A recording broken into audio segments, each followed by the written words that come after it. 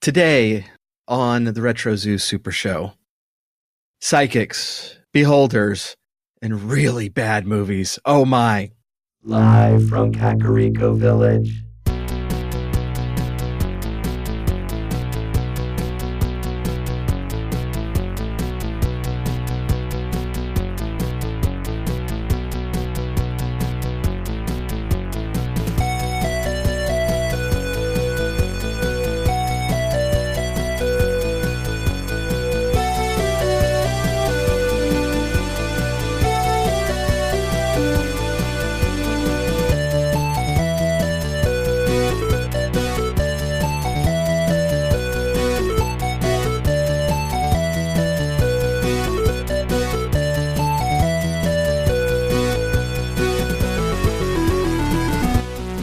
Broadcast throughout the Retroverse.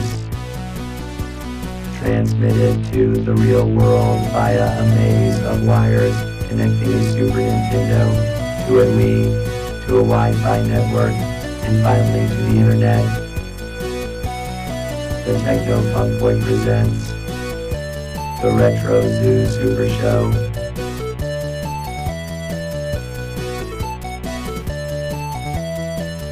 Now here are your hosts, Kai and Steven.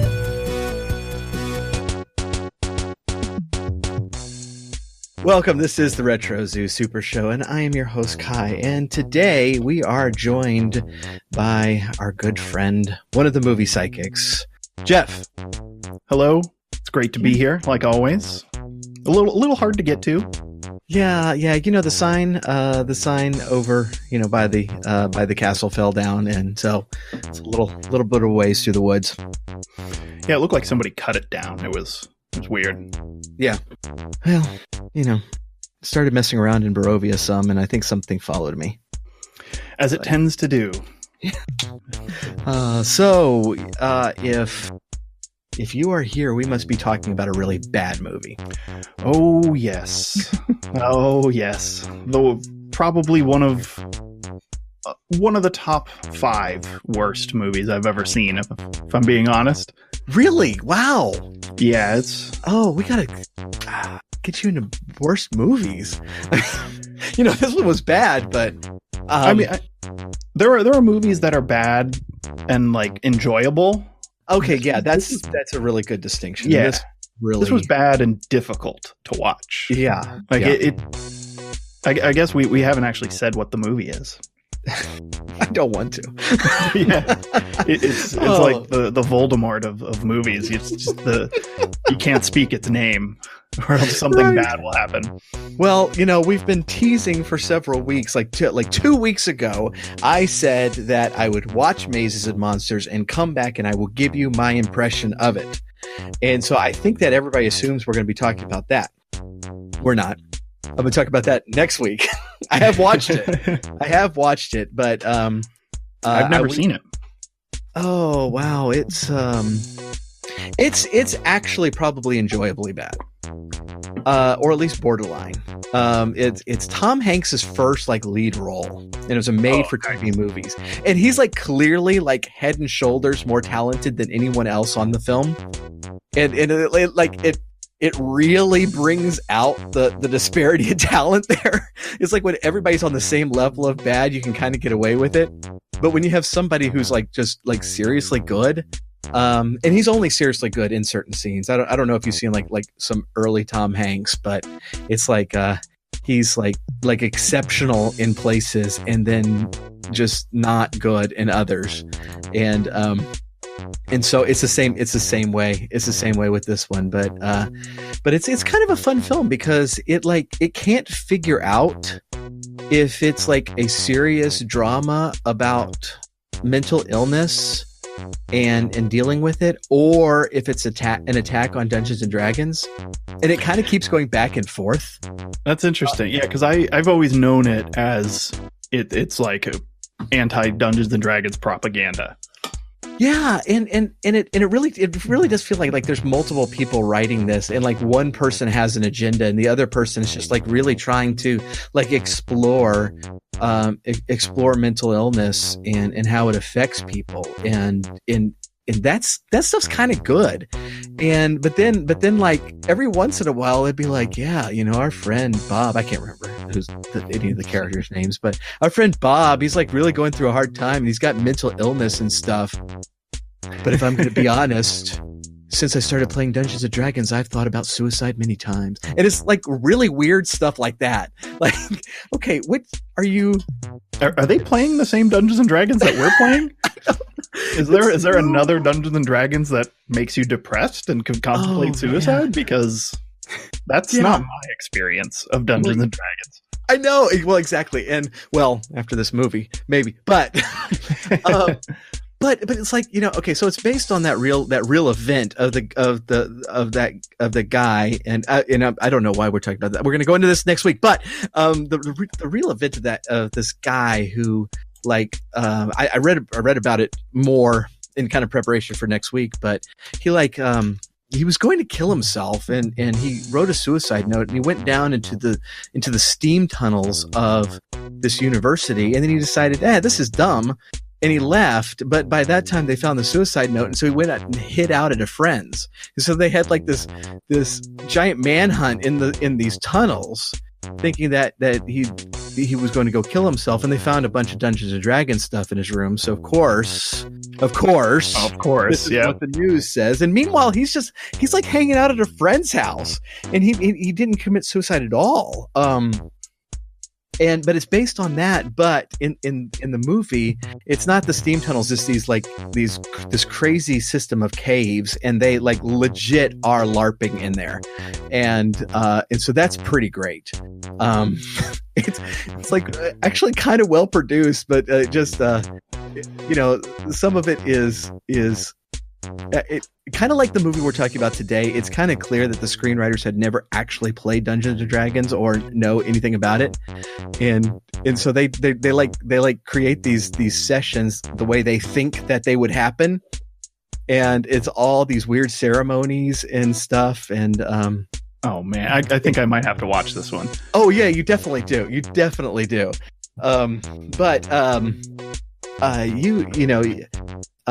were very kind to have me on and in an episode of the movie Psychics. In fact, I believe I am the first caller. Yes, that was our very first episode.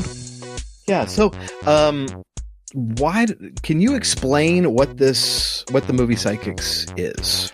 Yeah. So, Charlotte and I have a couple years ago came up with this concept. We both watch a lot of movies. We really like movies. We would sit around and make fun of movies just without watching them. Like we would just see movie posters or movie cases, and we'd start riffing on these ideas of what that movie's about.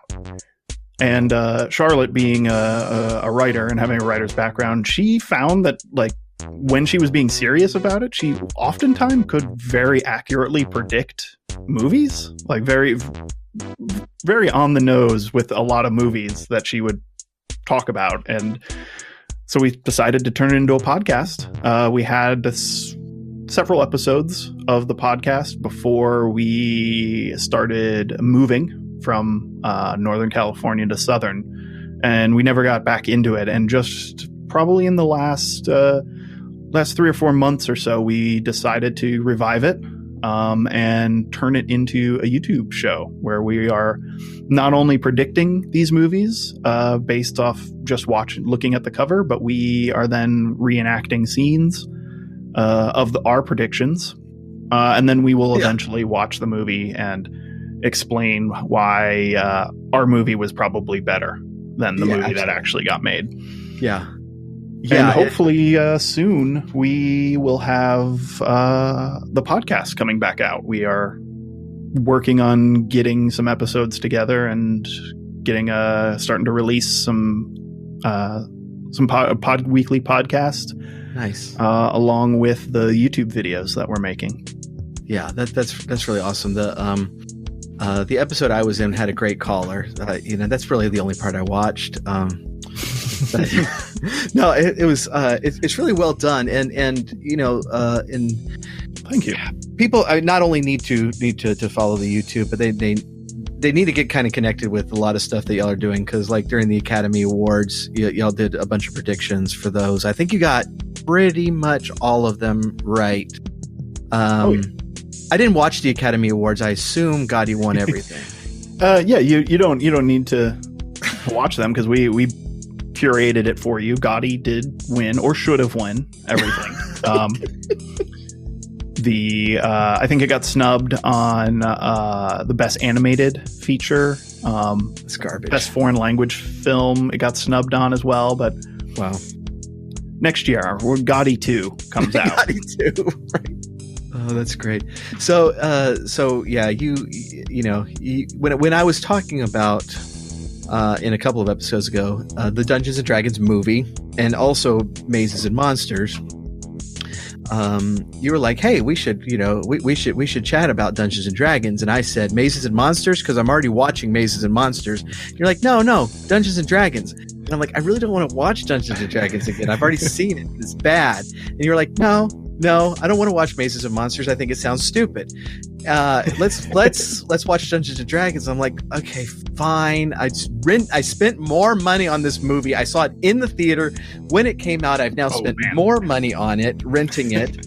I watched the stupid thing again. It's actually worse than I remember it. Yes, I remember watching it a long time ago. I don't think I saw it in theaters. I think it was on video by the time I saw it.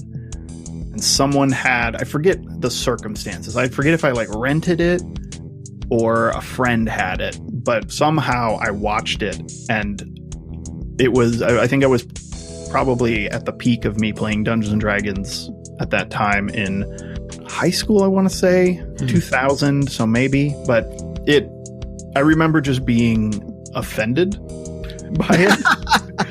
And then watching it again, I was equally, if not more, offended for different reasons on it. See, by this time, I had only played one or two sessions in Dungeons and Dragons, period, and both as DM. I've told that story before, but and I had played Eye of the Beholder, and I guess, yeah. Baldur's Gate had already come out by this time, so I'd played that. I'm trying to remember. When did Baldur's Gate come out? I want to say before the year 2000. Yeah, this is the year 2000. Year 2000 came out, and it was 98. So I had played Baldur's Gate. So this was my extent of knowledge, and so I wasn't as offended as a player as much, because I hadn't played that much. I was just offended as somebody who paid money for a ticket, Yeah. If I had paid for a full price movie ticket for this, I would have asked for a refund. It is right. That bad. Yeah. By the way, I with that limited knowledge of Dungeons and Dragons, I'm pretty sure I had more experience with it than the writers. That's the thing. While I was watching it, I kept getting the feeling that the person who wrote this, or people, I believe there are multiple writers. I kept getting the impression that it was their kid or someone's kid on the writing staff played Dungeons and Dragons, and they just went and sat in on a single session and just kind of wrote notes what some 10-year-olds were doing playing Dungeons and Dragons, and they're like, okay, I guess that's the movie. Right. Yeah. That and that, by the way, that's exactly how M. Night Shyamalan's version of The Last Airbender came about. I'm not even joking. His kids were watching it, and he said, and hey, this is really great. I should make this into a movie. Oh my god. so that that explains a lot. Something that happens, Yeah, so I'm looking at the Wikipedia article on this movie, and the writers are not hyperlinked. So I probably should be looking at IMDb for that, but that's not normally a sign that they hung around. I did look up the writers. Yeah. And there's some fun facts there. Carol Cartwright is known for writing the screenplay in the year 2000 for a movie called Where the Money Is. the writer of Dungeons and Dragons and the writer of What Maisie Knew. The other writer, Topper Linen, is known for writing an episode of a TV show, the TV show called Maximum Bob, Where the Money Is, and Dungeons and Dragons. So not a lot of credits and seemingly working together a lot. Yeah. So kind of like a negative feedback loop going on there.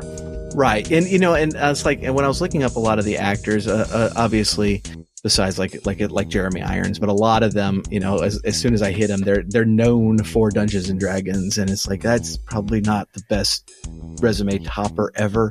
Yeah. It seems like this movie may have been a career killer. Yeah. So.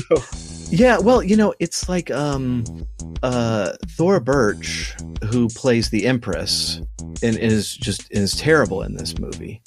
Was really, really good in American Beauty. And she can act. Ghost World too, and like I referred to her in my notes as the Never-Ending Story princess. Okay, you saw that too then. Yeah.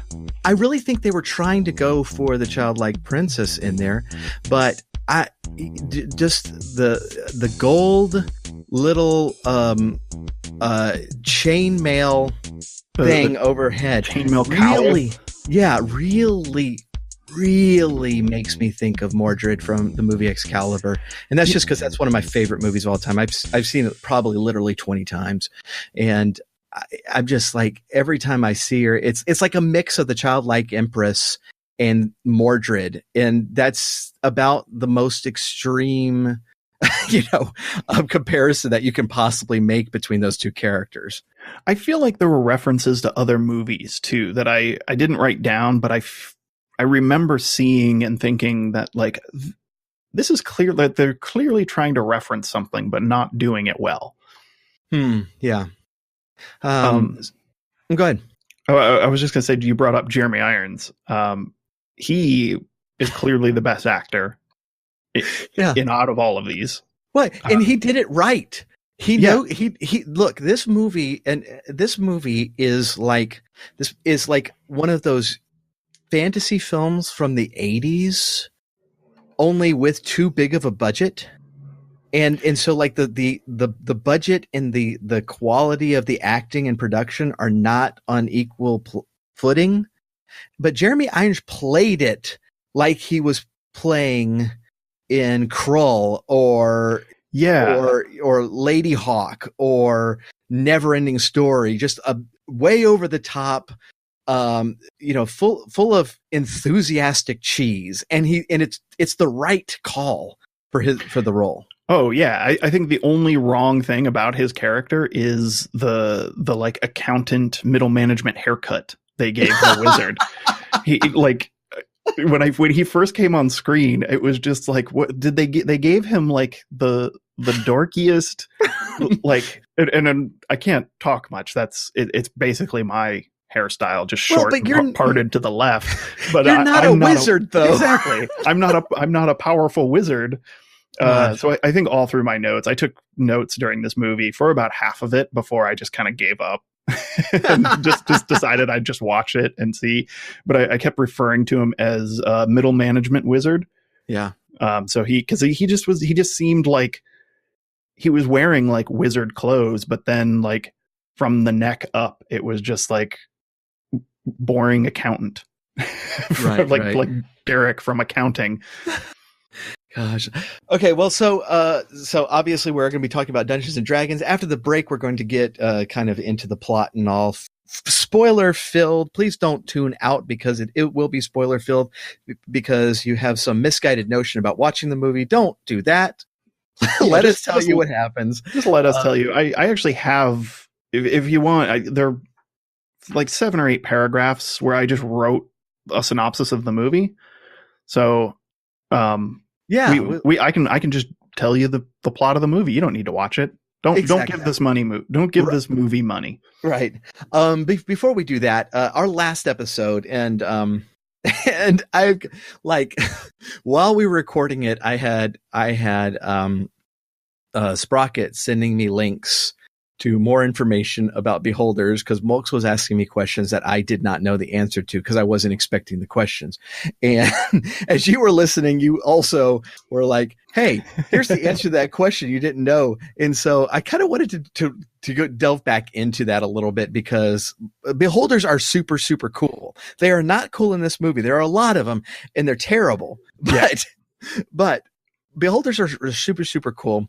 And, you have threatened and you know, for the listener, if you don't recognize Jeff's voice, he's also the DM of Dice and Dreary, which you should be also listening to, but you have threatened to put them in Barovia, and that is making me nervous, and I'm having trouble sleeping because they're unsettling. I wouldn't say it's a threat so much as I'm just stating facts. I'm telling you, I cannot play Eye of the Beholder, because that Beholder really stresses me out. He's such a great bad. And it's because he's such a great and terrifying villain.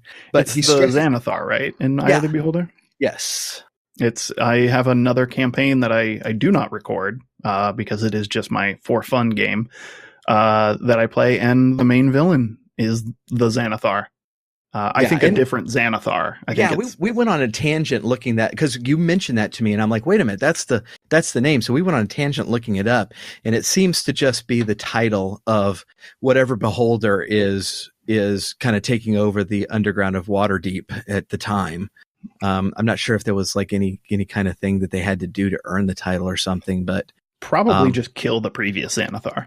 Yeah. Well, when the heroes of Waterdeep killed him in Eye of the Beholder, obviously it wasn't for very long because many more have terrorized the city.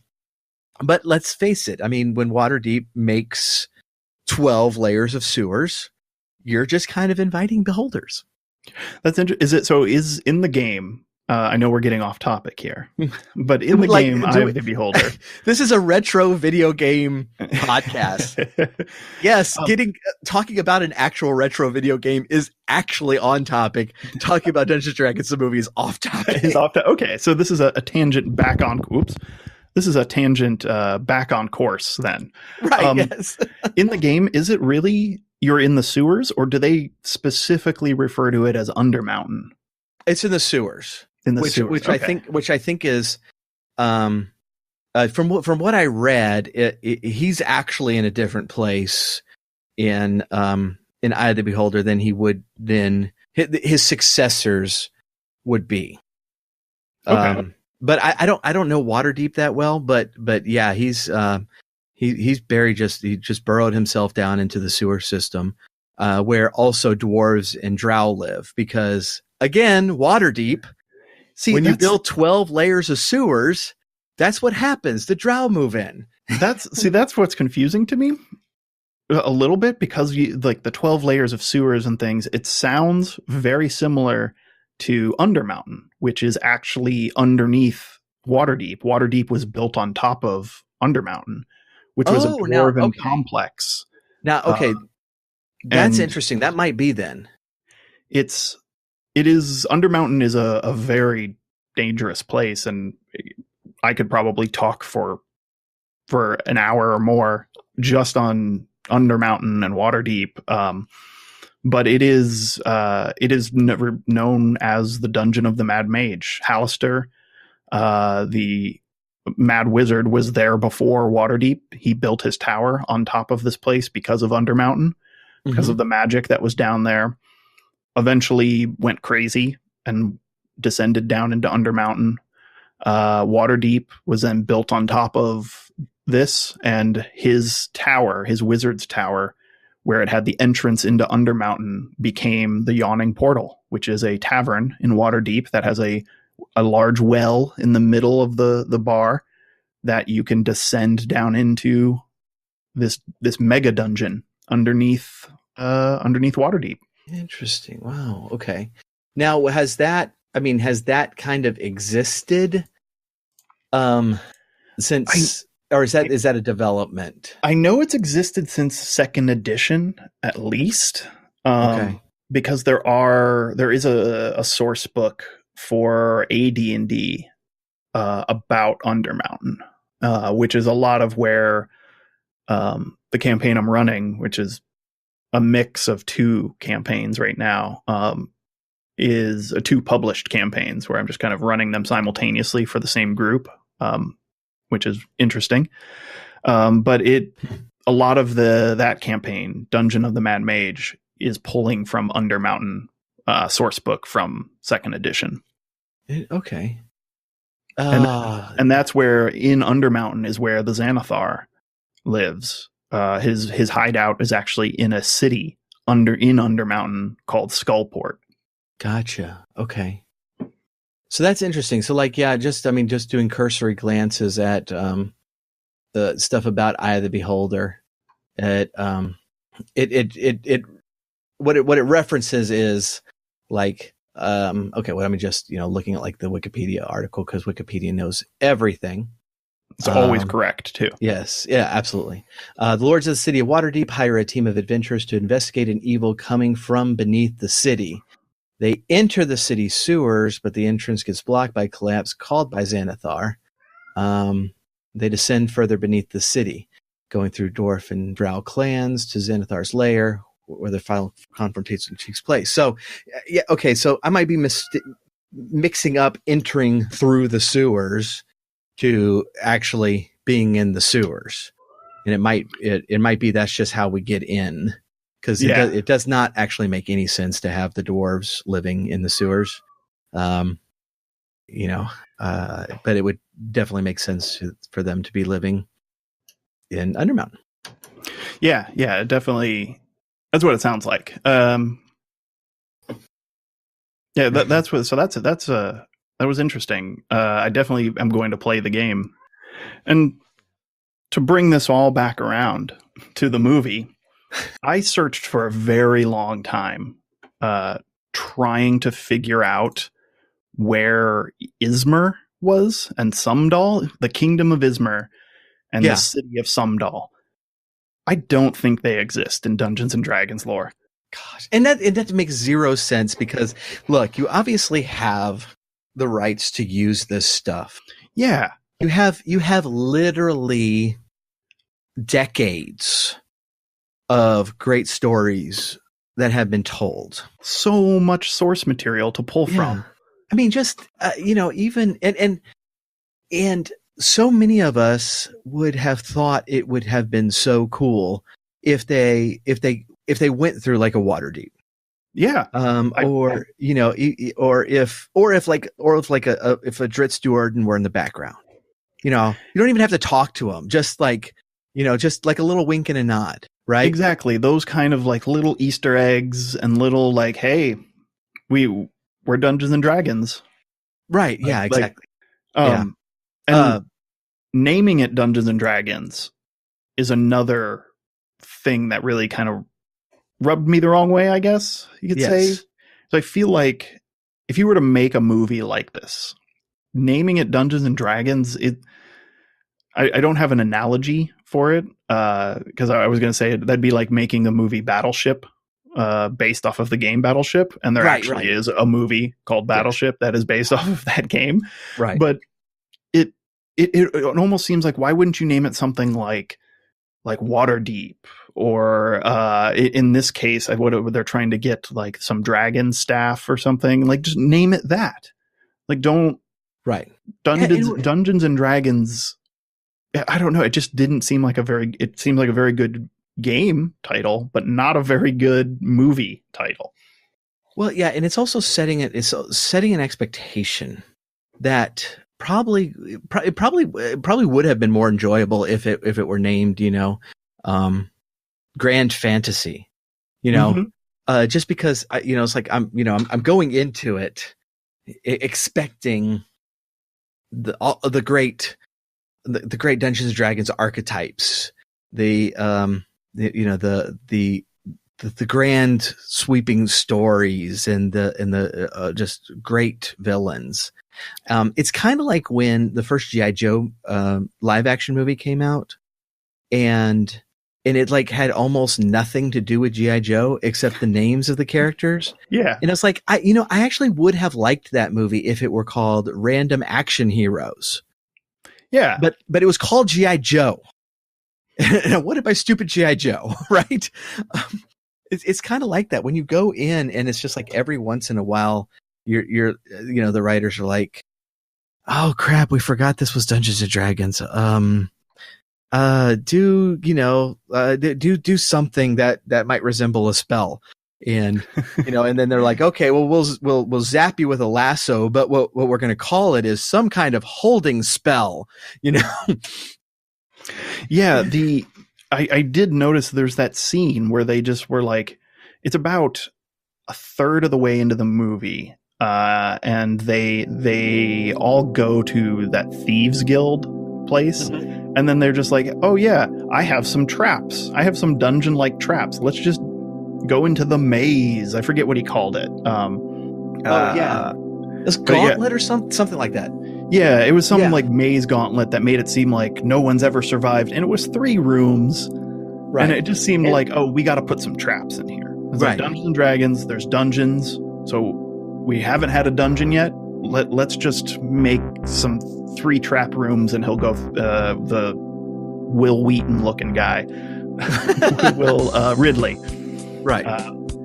He'll go through these traps, and then we're done. Check that box. Right. Dungeons. Check. Right. And you notice that when they actually do get to a dungeon, they like point it out like several times. He's like, all right, well, I will go into this dungeon. Yeah, it's this dungeon here. This dungeon alone. And then again, Ridley was the only one that could go into it. And it's right. Yeah. Oh, they split the party so many times. Which that's fine. I'm fine with that. Yeah. You've played Dungeons and Dragons with me.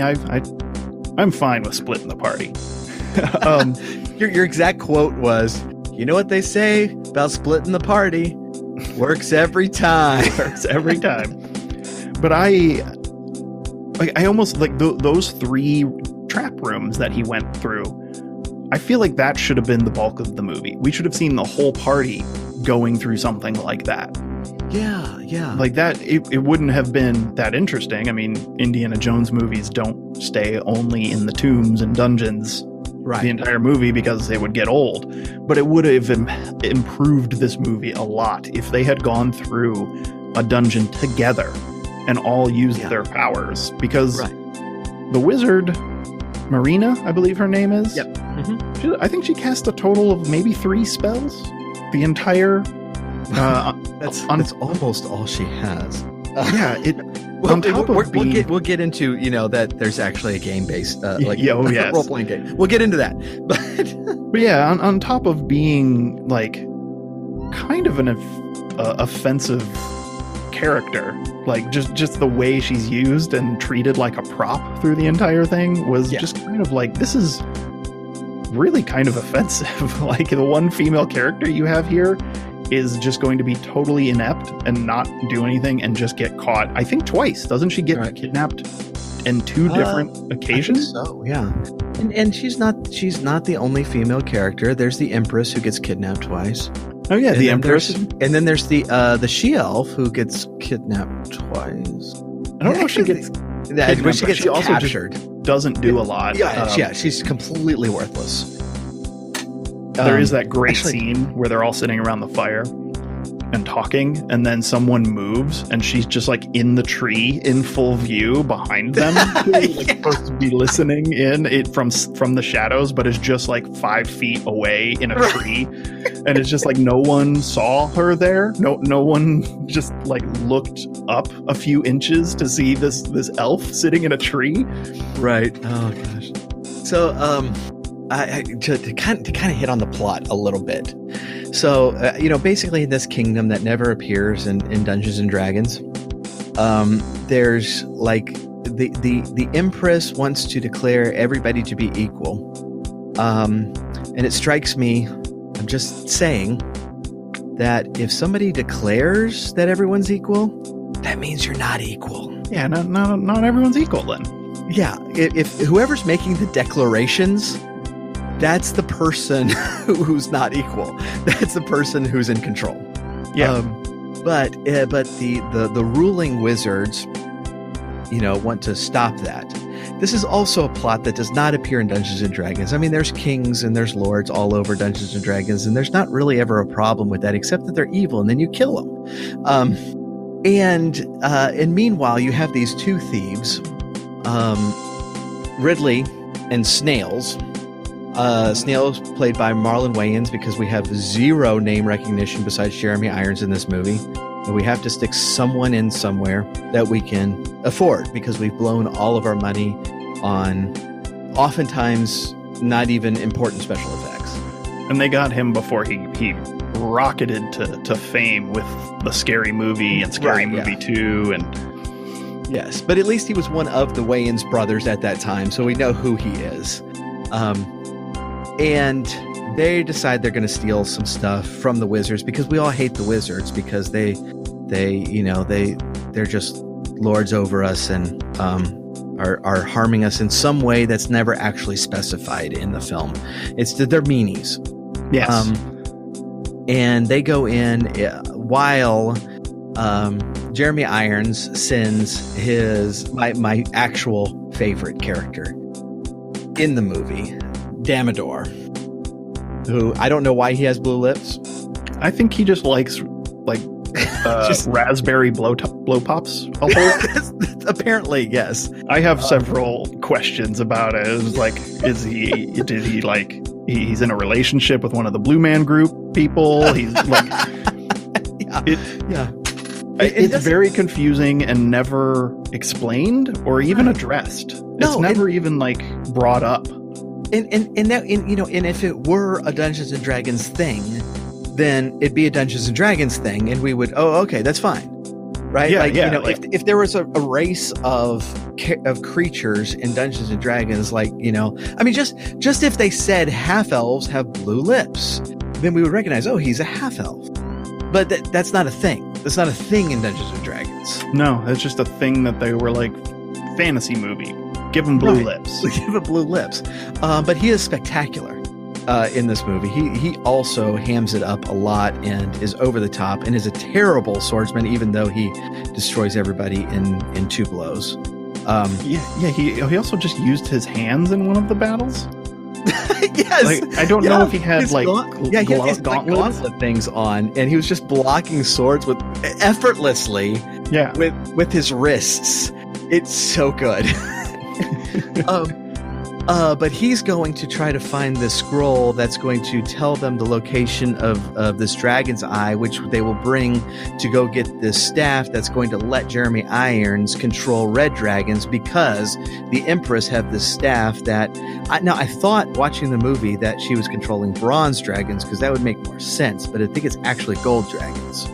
Did you get a sense as to what she was controlling? No, and in fact, the colors of each dragon were very similar. So I had a little difficulty figuring out what dragon was what in that probably where the budget went final scene. Oh yeah. Oh goodness, yes. And so of course, Ridley and Snails are there when the attack happens, and they, they're being confronted by Marina, who catches them, but then she gets swept up in this battle, and they have to leave on their own, and they escape. They run into a dwarf who is so forgettable that I literally forgot he was in the movie until I rewatched it. Me too. My, and this is where the Dungeons and Dragons great archetypes become in this movie cliches. Like the ranger and the dwarven fighter and the mage. These are archetypes, but they're not meant to just be statically, I am a dwarven fighter. They're meant to be a type that grows with the player. And this guy is nothing but a dwarven fighter, and not even not interesting at all. He's very forgettable, and doesn't help them for most of the movie. Most of the movie, the party consists of two thieves and a wizard. And as somebody who has played Dungeons and Dragons, Jeff, I'd like to ask you: is that a good balanced party. Well, you may or may not know this about me, but I am very against balanced parties and balanced characters. When I am a player, I often enjoy making broken characters, and not broken in the sense that I've like exploited something. It's like I will make a bard that has a very low charisma score. Oh, nice. That's fun. And it's stuff like I like to make characters that are probably not the best choice for what they're doing, and just trying to make them work. I find a lot of fun in that. So but that party definitely is not great. Maybe for like an urban campaign or an urban setting, having two thieves and a mage with you is a good idea. But going through dungeons, I'm using air quotes right now. Dungeons, because there are no dungeons. But the only dungeon has 0 bad guys, and only Ridley goes in it. Ridley goes in it, and it's actually very forgettable. And he does talk to that skeleton, which I thought was very cool scene. Yeah, where the skeleton basically said only worthy people can take the staff, and then just said, "Here you go." And by the way, you can break the staff spell somehow, but I don't know how. Right. And spoiler alert, it ends up being just smashing it on the ground breaks the spell. So I don't know why that was such a big deal. And I'm not going to tell you how to break the spell. Right. And there was such a missed opportunity in that scene, because it was really cool that the skeleton comes out and then and says, to only worthy people. And he asks, "Are you worthy?" And Ridley says, "I don't think that anybody is." And that was a golden opportunity for that to have been the right answer. Yeah. But it wasn't the right answer. I mean, the skeleton never says "you've chosen wisely" or anything like that.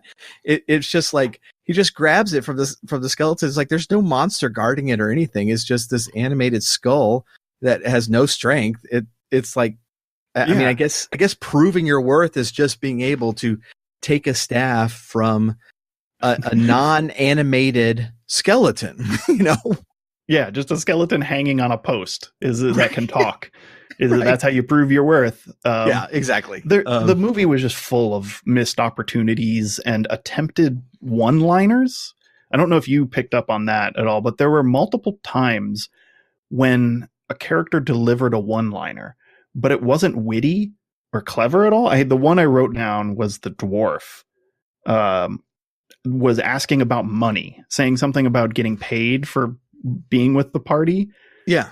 And they ended with just like no, we're not going to pay you, or something to that effect. And the dwarf, it cuts to the dwarf, and he almost looks like at the camera, like one of those like breaks the fourth wall. They do that several times in this movie. And he says, "That's a terrible way to do business." Yeah. And then the scene ends. And it was like, was that supposed to be like a witty dwarf line? Like know. What? Like the dwarf. The dwarf is the worst character. Oh, by far. He did have the only line that I actually laughed out loud on. Which one was that? That's when Marlon Wayans had first seen that elf character, and he was really excited. He was going to go talk to her, and the dwarf was trying to tell him. And I've forgotten the name of the dwarf. It doesn't matter. He's not important. And he tells him, he's like, "Elves, they're just you want a woman with meat on her bones. You want a woman with some hair on her face, something to hold on to." That cracked me up. That is pretty funny. Yeah. Everything about this movie is mind-boggling. I did a little research on the back end, and I'm not sure if you're aware, but the producer, Courtney Solomon, who also directed this film and is also the owner of After Dark Films and things, but I believe that Sweet Pea was in there. I could be mistaken, but anyways, Courtney Solomon had apparently bought the rights 10 years before this movie was made. Wow. He had worked 10 years to get the funding and make this movie. So this is not like a one-off, like, oh, I'm gonna make this movie because Dungeons and Dragons is popular in the year 2000, which I don't think it really was popular in the year 2000. No. Not like it is now, and not like it used to be in the 80s. Oh, dang! So he probably spent some bank on that property in 1990. Yeah, in 1990 he bought the rights to it, and then just worked for 10 years trying to get it made. Right. And so the end product is just really confusing because it's like, you spent 10 years on this movie. Why isn't it better? Why didn't, like, and it, to also the point I found interesting is it was released by New Line Cinema, who 2 years later went on to make Lord of the Rings. Yeah. So that's confusing as well. Like, why would New Line Cinema get behind this film, see it flop, and then say, hey, let's try that fantasy thing again? Right. And I mean, at least the next time it was in more competent hands. And and I don't know if you remember this, but before Fellowship of the Ring came out, there was a lot of talk about New Line Cinema going under because of this thing. Oh, really? Because I didn't get too deep into New Line Cinema. Yeah, I was really following it because I'm such a massive Tolkien fan.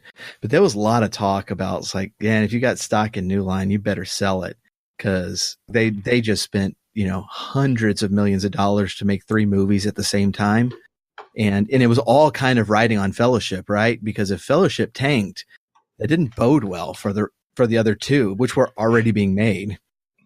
And they had just dumped money into it, and it worked out. There was a lot of speculation.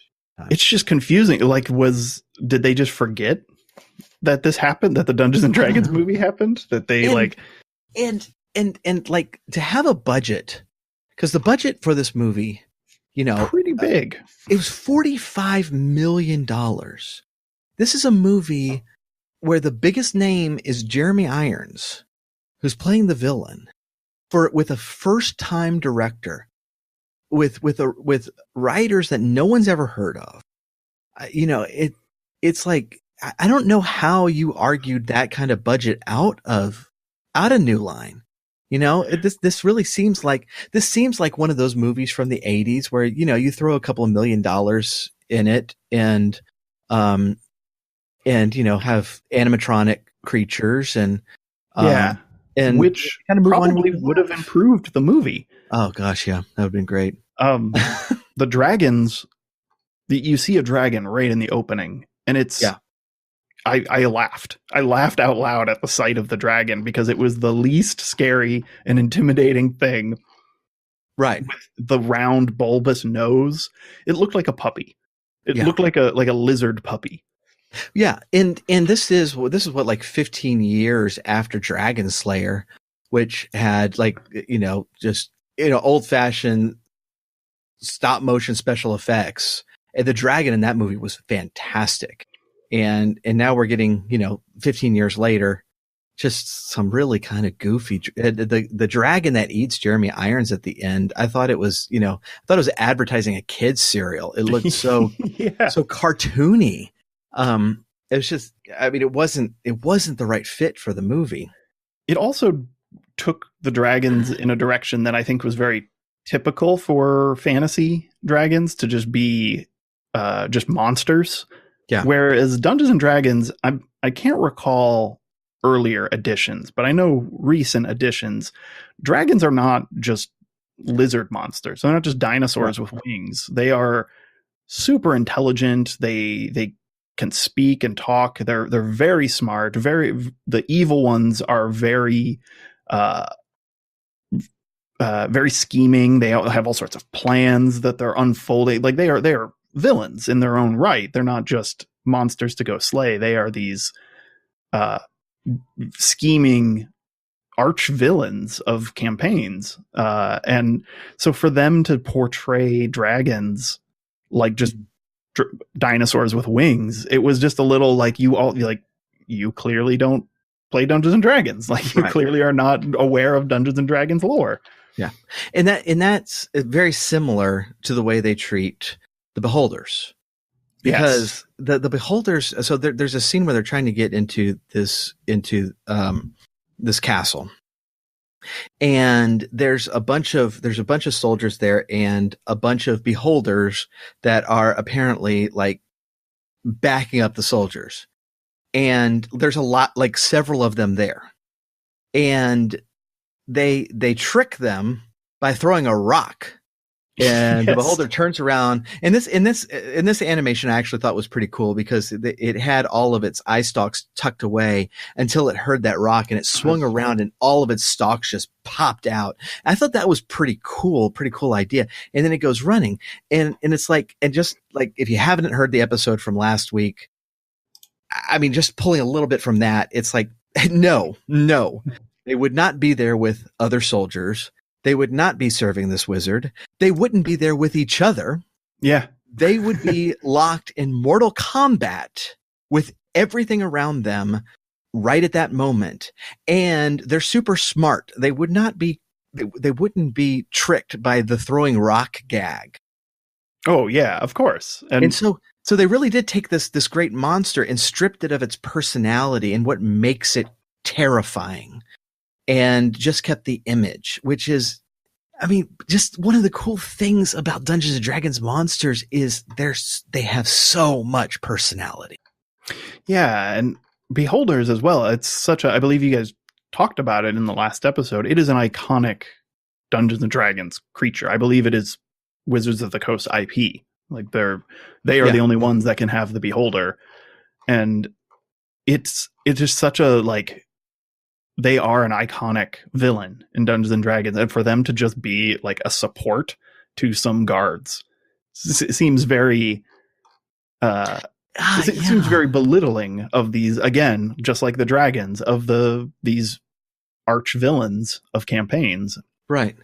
And in having the beholder like actually be dwelling at the bottom of that one dungeon we actually went into, would have been a cool place for it. Yeah. If you wanted a beholder in there, that would have been an appropriate spot for it.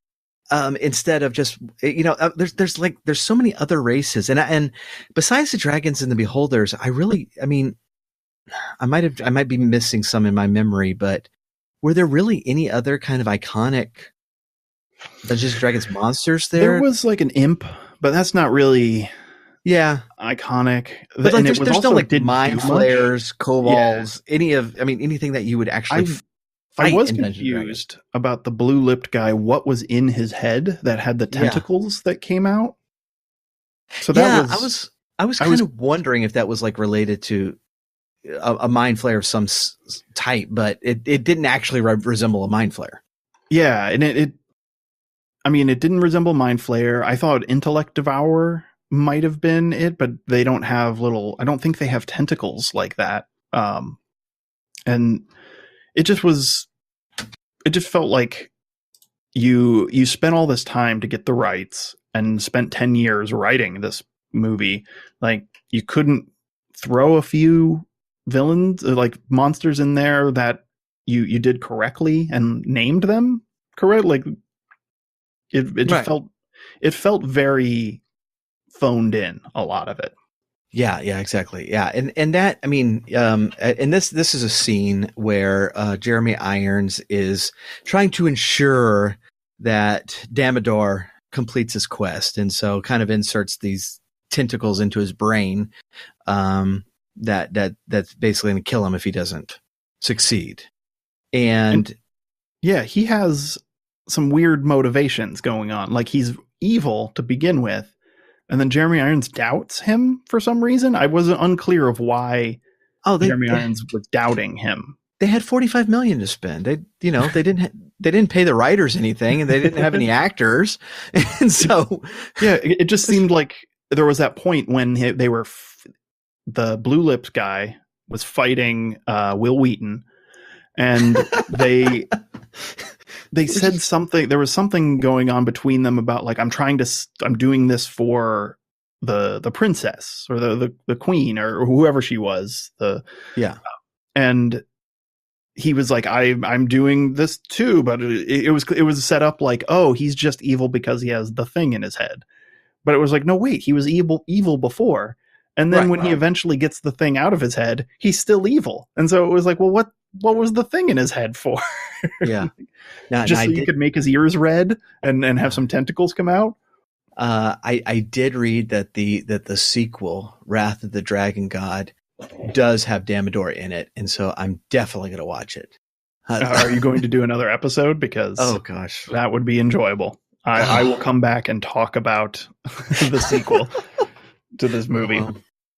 So yeah, it's like, and once again, this is a good place to put like an iconic Dungeons & Dragons creatures, because there's a lot of these monsters that have the ability to charm person or something, to get into people's heads. And so this would be a good opportunity to put one of these creatures in, something that would let the audience know, yes, we've actually played this game before, Yeah. I'm thinking now too. My mind is wandering on this like $45 million budget. I was like, where did that money go? Someone walked away with $44 million in their pocket. Because like there was a point I have in my notes where I wrote down that the guards had armor that looked like spray painted paper plates. Like it was so bad that it looked like armor didn't fit them properly and just looked like they had taken like picnic table, like picnic plates and stuff, and spray painted them silver and just kind of taped them on. And it was just mind boggling. I think I turned to Charlotte a few times watching it, where I just said, like, how is it that there are movies like Conan the Barbarian and Red Sonja that just like are cheesy but look so good and so iconic. It's Excalibur too. Like, they look great and probably cost half as much as this movie. And this movie comes out in the year 2000 and looks like this. Like, right. Yeah. Yeah. It's just that I very highly doubt that budget. I would be interested. It's interesting to talk to, what's his name? The Courtney Solomon, director and producer, and find out like what was the actual budget of this movie, because it couldn't have been that much. Right. Yeah. So like, just as a comparison, it is not a fair comparison because it is quite a bit different, year. Excalibur came out in 1981, but it had a budget of $11 million. That's literally 1/4 of this. Sorry about that. You were so surprised at that number. You literally fell over. I know. But Excalibur looks fantastic, and it's just a sweeping epic.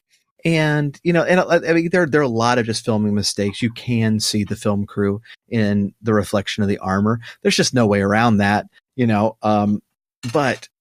But the movie looks amazing, and in this one does not. And this was you said 2 years. Fellowship came out in 2002. Are you kidding me? So they were probably making Fellowship of the Rings when this came out, when this was being wrapped. And so like, that's the only thing I can think of as to like why that happened. Because if you think about it, especially if New Line was not doing well financially, to have a flop like this and then immediately try to make another fantasy movie. Because it was, I remember Lord of the Rings coming out and it being like a big deal, like a big risk that was being taken, like, a big budget fantasy film, that's never going to work. Yeah. So it was, that's the only thing I can think of, that it was right. They weren't done with this movie and everyone thought it was going to do really well. they already greenlit Lord of the Rings. Yeah, exactly. And it actually, I did find an article from ING from February in 2000. And the article is talking about the Dungeons and Dragons movie. And the writer says that they got their hands on a script of it, like a shooting script, and were able to read a couple scenes and talked about how they think it's going to be pretty good. But here it is at the very end. the overall, I won't name the author of this article to don't want to put them on blast or anything, but they said Right. Dungeons and Dragons is shaping up to be a good movie. The script I had an opportunity to read was quite good, and supposedly the end has been rewritten to be even more impressive. Oh Hint, gosh. lots and lots of dragons. Yeah, there were definitely a lot of dragons at the end. Way too many dragons. Yeah, just as a note, the budget again Wikipedia, because they're always right. Budget for Fellowship of the Ring was 93 million. So Okay, so they upped it double. a bit. Well, yeah, it's double, just double this, and they have actors and a director who's done several films. Yeah. and Howard Shore doing the score, and spectacular sets and great CGI. It's like that extra 48 million apparently is the key. The first 45 million, that's just buying coffee. Well, I to counterpoint that, I did look up Conan the Barbarian in 1982. So let me adjust my calculator here. 1982, it had a budget of $20 million. Oh, wow. That's higher than I expected it. Yeah, me too. 1982. So let me adjust here. In 2000 bucks, 20,000 or 20 million is 35 million. So even then, less money to make Conan the Barbarian, which it is cheesy, but I really enjoy that movie. I think it's really well done and very iconic fantasy. Yeah. And the fact that they could pull it off with less money, and this Dungeons and Dragons movie is just so bad is just shocking to me. But that's, and this really is kind of in the spirit of the older fantasy film genre. I mean, this is, the kind of cheese level was very much part of the genre. Yes. For a long time, possibly until Lord of the Rings. But when you get into Conan and Dragon Slayer, and Red Sonja and the Hercules stuff, and even the great like epics like Jason and the Argonauts and Clash of the Titans, they're very cheesy. But they're just really high adventure, and you know what you're expecting. And I think that's what Jeremy Irons was really bringing in. He's like, I know what I'm doing here. I've seen Clash of the Titans. And he does it really well. He would fit in great with more of the 70s and 80s, early 90s style. Oh yeah. The script fit, Yeah. He stole the movie there. Yeah. Especially, it's very noticeable, the scene where the princess and Jeremy Irons are addressing the wizards, the panel of wizards, and she's giving her speech, and it was painful to watch. It was just painful to watch. And then Jeremy Irons steps up and starts yelling, and it was like, oh, okay. Like, I wonder what it was like for him to have to act with everyone else in that movie. Yeah. Oh yeah. That was such a sad scene too, because it's like you wanted to be on her side, but she's so bad. She looks like Mordred. I'm gonna actually make the cover of this episode so you can look at the image of, if I can fit all three, Mordred, this Empress, and the childlike Empress all together, and you'll see it. How close they are. But I think the last thing I wanted to mention, and this is a spoil-filled review, is when Snails dies in the movie. Just really kind of randomly, and I wasn't even sure why they killed him in that moment. But he dies, and we're supposed to feel something here. And like, they spend a long time trying to get us to feel something. And it's like, you have to actually get us to care about a character before we feel bad that he died. Yeah. And then Wesley dies. That was another Will Wheaton joke. Wesley dies, and or basically dies. I mean, he gets a sword through his shoulder, and they bring him pretty back. far down. Yeah, and pretty far down. They bring him back to life, but they just leave snails. Right. And it's just Yeah, well, yeah, exactly. It's like, clearly you have the ability to bring people back to life. Why didn't you just pick up snails on your way out? Like that was another thing. Okay, so this what is clearly an elven cleric.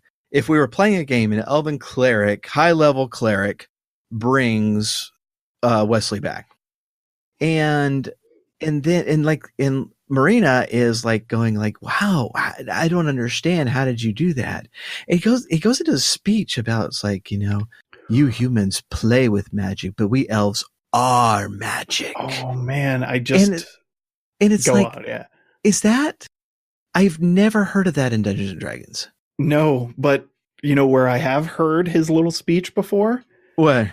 In Star Wars, where he talks about magic is in all of us. Oh, yes. We are all part of magic. And I think he even says it balances us, good and evil. And then the big final battle, there's a big final battle with lightsabers at the end of it, where their swords are magic. And every time they hit, it sparks and flies, and one person's is blue and the other's is red. And it was just like, this is Star Wars. You ripped off Star Wars. You ripped off the Neverending Story. They ripped off Star Wars. Right. They ripped off everything but Dungeons and Dragons, which is the thing they had the rights to. Yeah, the one thing they had the rights to, and the thing we actually came to see.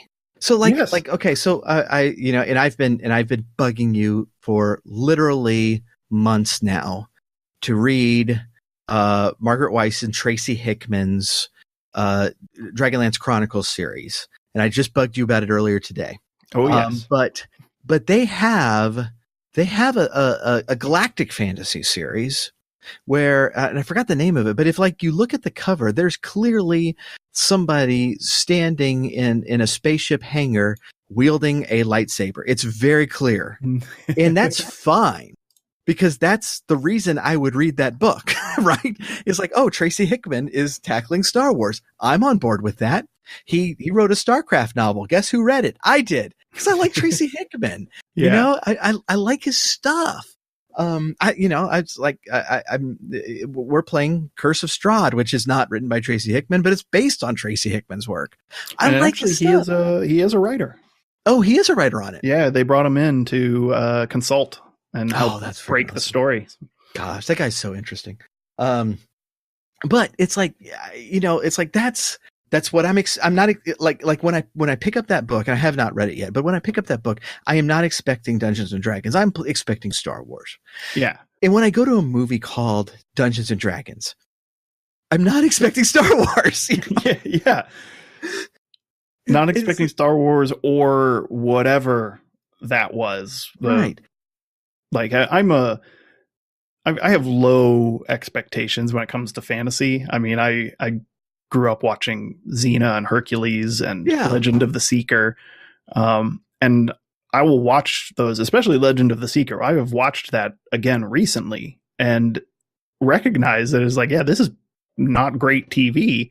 Is that the one based on Terry Goodkind's stuff? Yes, okay, it is. Yeah, I have not seen it, but I've read a lot of his work. It's not great TV. It's not a great show. I mean, it's they're not great novels either, but they get the job done. Yeah, I mean, it's the quality of Hercules and Xena, right? It's pulpy, just entertaining, and it's like that production quality and just okay story. But I enjoy it.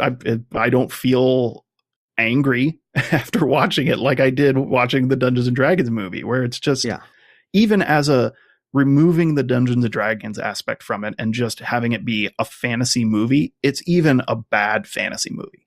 It's just a not great storytelling, and it feels mean to get so down on this movie, but it really is just poor storytelling. Rather offensive depictions of women in this story, where they are just basically props that are being used as MacGuffins to get the story told in a sloppy way. Oh, Right. I guess we gotta go save the damsel in distress now, because she couldn't grab that scroll. Which I don't know if you know that scene that I'm talking about, but there's a big fight. I think it is in the Thieves Guild thing. There's a big fight. Someone drops the scroll on the ground, and during the fight, she begins crawling to get it. And then just before she gets to it, she stops crawling and then starts to reach, and is like, she's not extending her arm fully. It's like not, she can reach just like another 2 inches and grab the scroll, but she like stretches to reach it, but her arm isn't fully extended and she can't reach it. And then someone steps on the scroll and picks it up. And it's just like, are you serious? Yeah. Exactly. I think it was like the shot was like an open room. There was like no one around her. So it was just like, it was just clearly just poorly blocked out, poorly acted, and just all around a bad movie, and not in an enjoyable bad movie way. Yeah. And what's really sad is there's so much great material here. There's been, by that point, there had been so many great modules, campaigns, novels written. I went to a book signing for R.A. Salvatore, like in 03-ish. And in part of it was a very cool experience because there weren't that many people there. And so I got to sit and chat with him for a little bit, and it was very, very cool.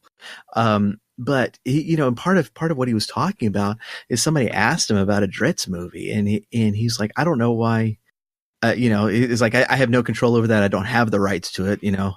Wizards has the rights to him, but I don't know why no one is tackling him.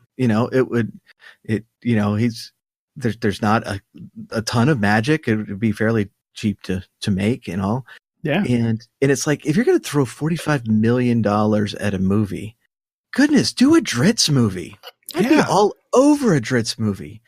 I've read interviews with Weiss and Hickman where, especially, they've been long time frustrated that no one would tackle a Dragonlance movie. And then they did tackle it, and they did it very, very poorly. And they expressed frustration at the cartoon version of Dragons of Autumn Twilight. But it's like, okay, you want a bunch of dragons? Do Dragonlance. It's like people would be, I mean, this is already a proven story. People love these characters, these stories. I don't know what their contract looked like. I don't know what kind of rights they got, if they just got a rights to like the player's handbook or what. But, it's like you have all of this material to draw from with a budget of $45 million. I'm pretty sure that I guess it was Wizards. TSR had already sold by that point. So Wizards, I'm sure Wizards would have also parted with the story of Eye of the Beholder, or of the Crystal Shard, or of Baldur's Gate, or all just countless of Dritz or Elminster, or any of these great characters that people love and would be great stories. Yeah, I get the impression, I don't know much about the director of this movie or the producer as well. But I just get the impression that they don't know much about Dungeons and Dragons. They're not a fan of it, or a player. And it's learning that there is a new Dungeons and Dragons movie coming out in a few years, or in the works. Yep. Is a little concerning, until I looked and saw that Joe Manganiello was part of it, and knowing that he is spearheading this movement and how big of a fan he is. And I think that's really all it takes, is to make one of these movies good, especially on a low budget. All it's going to take is someone who is a fan of Dungeons and Dragons, that plays it and is passionate about it.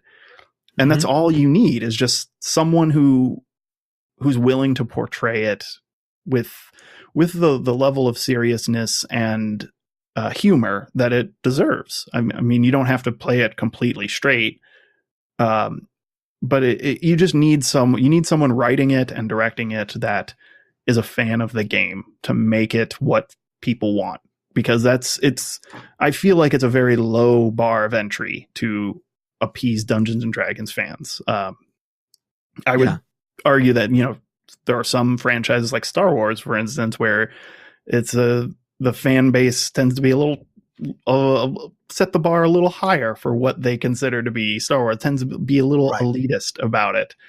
But from my experience, everyone that I know that plays Dungeons and Dragons, and everyone I've talked to that plays Dungeons and Dragons, everyone plays it differently, and everyone is cool with how everyone plays it differently. Right.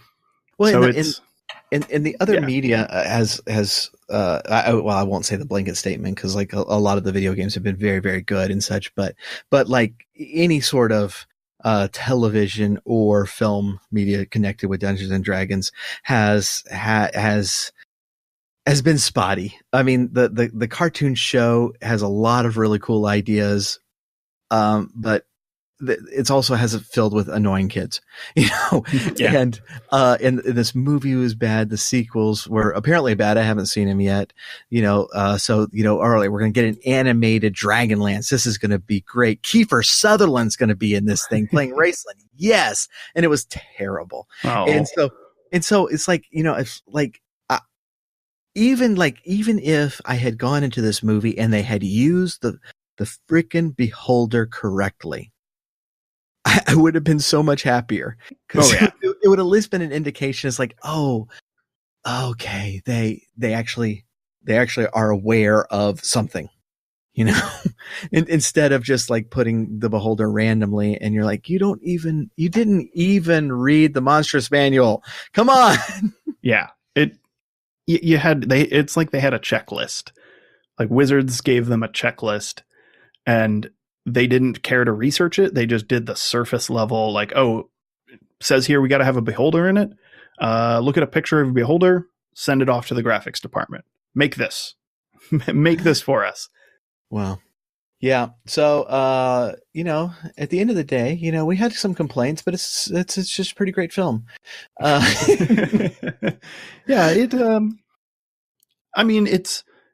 If you can ever watch it for free, I say that's an acceptable time to watch it. Don't spend money on it. Right. And when we talked about, on the show, we talked about DDO a few weeks ago, and I'd say, like, look, I mean, if you're looking for that kind of cinematic experience, one really great thing about DDO is that experience. When we talked last week about that quest, and you have no idea that beholder's down there, and it's a very long quest, and you open that file door and he's sitting there, and it freaks you out. And it's just this moment, this moment that can happen in a D&D campaign that they were able to translate fairly well. And so if you just want your fix on, seeing some cool dragons and cinematic and very cinematic scenes, but in a video game, I've had a lot more fun with DDO than I have with this movie. But we are very long. But we had a lot of complaints, and I didn't get into all of mine, but we're going to leave it at that. Me either, but we shouldn't open this book again. Right. So definitely want to check out Movie Psychics. I'll put some links in the show notes. You can find us on YouTube, the Movie Psychics, or at moviepsychics.com. And we should have a podcast and then in the coming weeks, once we figure out the logistics of it and get some episodes in the can, we'll start putting them up there. But we do have a YouTube new YouTube episode coming shortly. Charlotte is editing that one.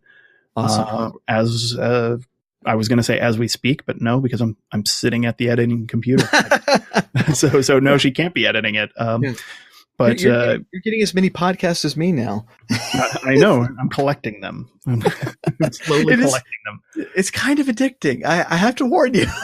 I've been bitten by the bug with Dice and Dreary, where I'm having a good time with it. And I should say, listen to Dice and Dreary. I'm sure you plug it every episode, but we talk about it way too much. The Retro Zoo really has become a let's talk about all the fun we're having in Dice and Dreary, and look, a video game, and sometimes not even that. Sometimes it's been movies and other stuff as well. We're actually really kind of branching out beyond video games and just kind of retro culture in general, which is why I'm okay doing a show like this. Yeah, well, we did talk about Eye of the Beholder. I'm happy to come back, and next time hopefully Charlotte can come too. We were unfortunately had some scheduling conflicts, but next time she'll be here as well. Yeah, very good. And I'm going to go ahead and tell people about this because we've mentioned it before, and this will set it in stone. But we talked about with Sprocket just kind of doing some chats as some extra episodes just in general about Dungeons and Dragons. Oh yeah. And I would like to do that. I think that'd be a lot of fun. Yeah, I'm game. Yeah, and I've done 50 episodes about Dungeons and Dragons in various forms already, but I'm still really having a blast with it. So, we'll do that. And so, Jeff, I appreciate you coming on, and might be the record for the longest episode, at least before I edit out all the comments you made. Yeah, you can trim it down a bit. You can lop off all the Beholder talk in the beginning. I'll come back for an actual Beholder part 2. Yeah. And we didn't actually ever get into where they come from or how they reproduce, but we will in a future episode. Sorry about that. So. Yes, you can find me on Twitter and ask me about Beholders there, or in the Retro Zoo Discord. I'm over there as well. So, and now the Dice and Dreary Discord. So we're all over the place. All right, man. I appreciate it, and we will. Catch you later. Thank you for having me.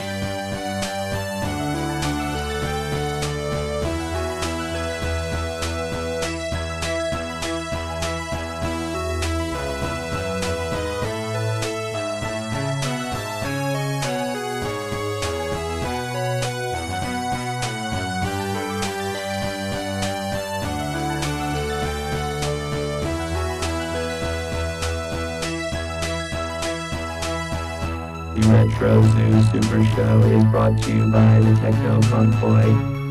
Follow us on Twitter at Techno Funk Boy, on Facebook at the Techno Funk Boy, and sign up for our email list at technofunkboy.com. Also look for us on Spotify, iTunes, and Amazon for music. If you are so inclined, please leave us a 5-star rating and review on your favorite podcast catcher. If you are not so inclined, you are obviously some sort of villain trying to conquer the world. Unowned music and gameplay clips are used for educational and critical purposes. Thank you for listening. Keep gaming. Unless you have responsibilities that need to be done at this time, then you can game later.